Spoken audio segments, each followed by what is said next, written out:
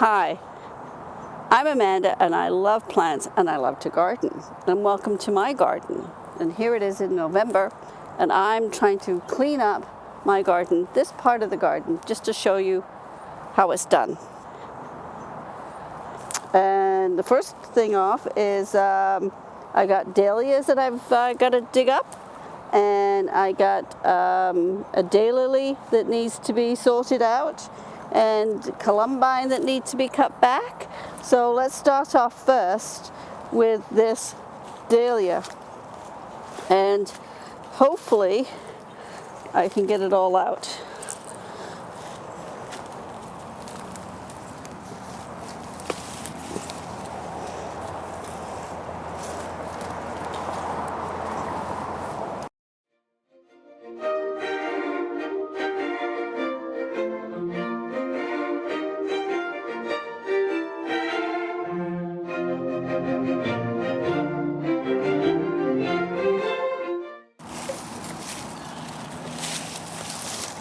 Oh, there she goes. Lovely. Now, I do notice that it also has a companion here, and this companion is a foxglove, which I will keep. And this copper mesh I got this from Lee Valley Tools, and it is to protect the dahlia from slugs. And whenever I plant dahlias, I always wrap a piece of this around the as it grows. So anyway, it's also tangled with my foxglove. So I want to keep the foxgloves because I love foxgloves. But this I will prepare another day.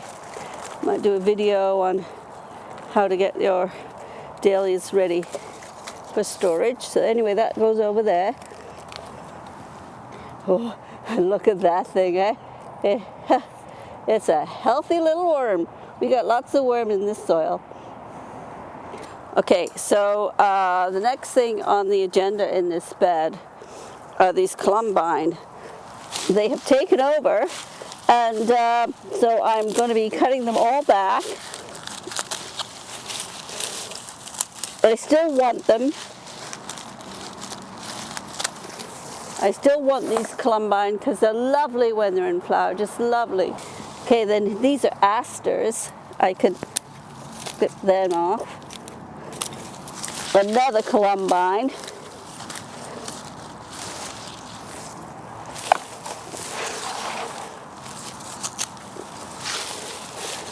More asters. The asters are spreading. I will have to dig them up at some point. But not today. More columbine. So here I have a daylily. Now this daylily is lovely, and its leaves are healthy. So what I'm going to do is I like them to be a bit yellow, but we've got the camera crew here today, so we're going to do this. And so I'm going to do this. It's called Chop and Drop. And this provides nutrition to the plant, to this daylily, as the leaves rot. It's putting all the nutrients that the daylily had in its leaves back into the plant, into the soil. I just cut it up into pieces, and it also acts as an insulator to keep them a little warmer during the winter. Now, another one here is, this is a peony. I got another peony there. Now this peony, you can't leave the foliage over the winter because it's prone to peony measles, which is actually, I think it's called peony blotch. Anyway, the leaves become all disfigured. I'm sure I've got some on that one. But this one, so what you have to do is you have to remove all the foliage, and don't save it. Don't save it, because it will recontaminate. It will recontaminate next spring. So it will overwinter in the soil to contaminate next year's peonies. So the next one on the agenda is this daylily. I know it looks terrible. It's had its day. So yes, perfectly safe to cut this one back. So usually these just pop out, and then just cut them. They're not diseased, so we can keep them as a mulch. And then these here also can be used as a mulch, a winter mulch. It's also a good place. All this debris, this organic debris, is wonderful for all your beneficial insects. Ladybugs live in there, all kinds of goodies, and so it's actually a good thing to do. And then just pile this around your daylily, and Bob's your uncle.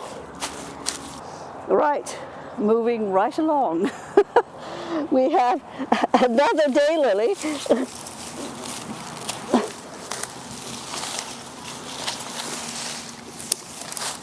Which is, that daylily is probably a baby of this daylily. I have also a nice oriental lily.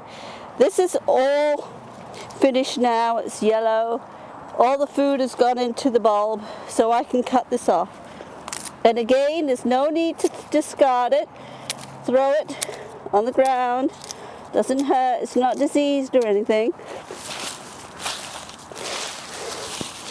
And then we've got our lovely peony with the peony measles. And you can see, if I get this, you can see, yeah, it's not right. It's poorly. So we can't leave this on the ground. So I'll just get, I will remove that. Now we're left with lucky number. Lucky number is a giant dinner plate dahlia. You can see its potential right there with its beautiful pink bud. So but it's had its stay.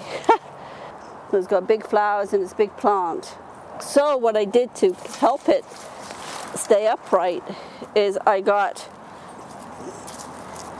a tomato cage and cut it down the middle, and it ended up being a brace to hold it up, and it worked quite well. It did. So there's an idea for you to use to stake your plants, not just your dahlias, anything else that's flopping around. All right, so here we go. So now when you cut your dahlias down, you don't want to cut them very close to the ground. You want to leave them about 6 inches, a foot, so the water can drain.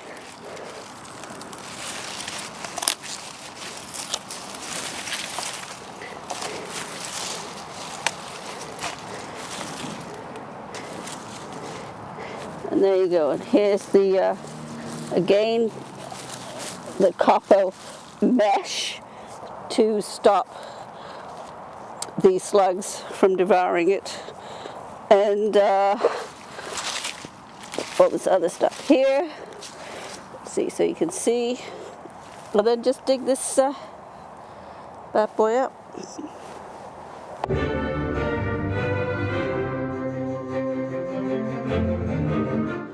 Now, I always take the worms out because they need to stay in the soil. Next is this. So this is a phlox. And even though it's still quite healthy, as the season progresses, it will get powdery mildew. I know the one on the other side there did. So I like to cut these down. I do not chop and drop the phlox because they tend to get powdery mildew, and I do not want to exacerbate that for the plants next year. Leave them like 6 inches above, just to give it protection over the winter.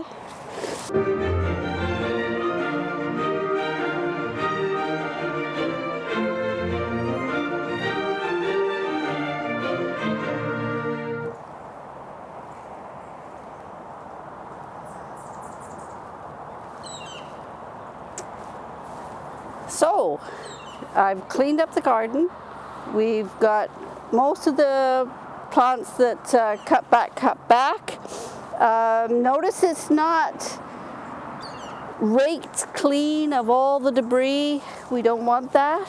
So what we've got here now is a lot of organic debris sitting on the soil, so it can rot down and feed all the microorganisms and the earthworms in the soil, and then also feed the plants at the same time.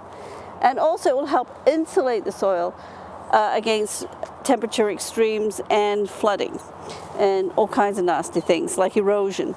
So now I've got this all ready to now put on some fall leaves that we got from the tree next door.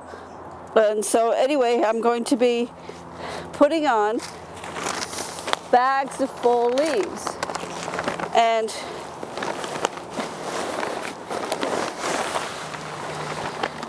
you know, you rake them off and then you put them back on.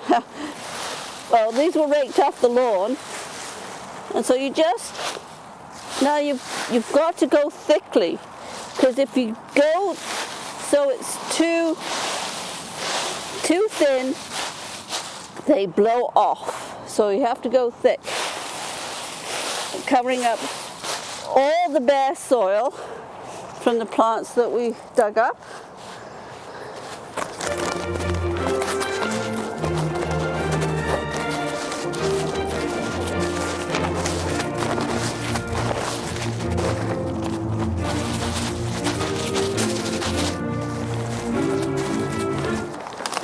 Okay, I've also got some grass clippings here too. I'm not putting them too thickly, or else they'll turn into slime. So I'm distributing them thinly, because it's a shame to throw them out, no? And then nice topping. So I'm all finished doing the garden, one part of the garden. There's a lot more left. But anyway, this part of the garden is done.